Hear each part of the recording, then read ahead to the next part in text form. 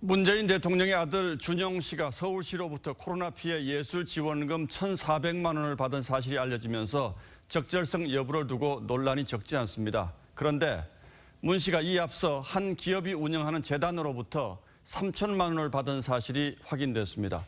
문제는 두 작품이 매우 비슷하게 보인다는 점입니다. 같은 작품으로 두 군데에서 지원금을 받았다는 의혹이 있을 수 있는데 준영 씨는 저희 취재진과의 전화통화에서 다른 전시이고 다른 작품이라고 분명히 해명했습니다.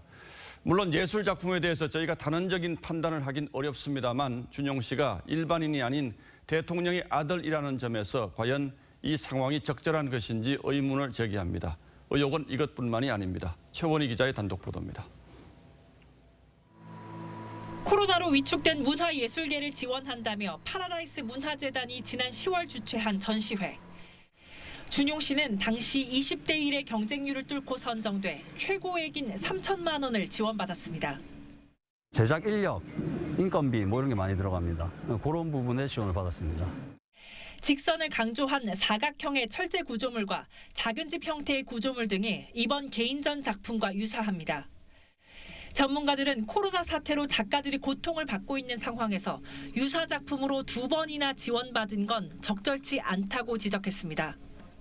이전에 모든 작가들이 부러워하는 큰 지원을 받은 입장에서는 사실 도의적으로 문제가 있다고 봐야 됩니다. 이 같은 지적에 대해 준용 씨는 TV조선과의 통화에서 서로 다른 전시이고 서로 다른 작품이라고 말했습니다. 그런데 이 재단에는 문재인 대통령과 고교 시절부터 가깝게 지냈다는 건축가 승효상 씨가 이사로 재직 중인 것으로 확인됐습니다. 노무현 전 대통령 묘역을 제작한 승 씨는 2012년 대선 때 문재인 후보 멘토단에 이름을 올렸고 현 정부 출범 이후엔 대통령 소속 국가건축정책위원장을 맡았습니다.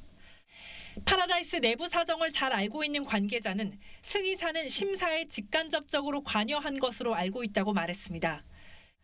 하지만 승 이사는 TV조선과의 통화에서 파라다이스의 이사를 맡고 있는 건 맞지만 준용 씨의 심사에 참여하진 않았다고 부인했습니다. 이런 가운데 준용 씨에게 1,400만 원을 지원하기로 결정한 서울문화재단 심사위원 중에는 파라다이스 재단 계열인 개원예대 소속 교수도 포함됐습니다. TV조선 최원입니다.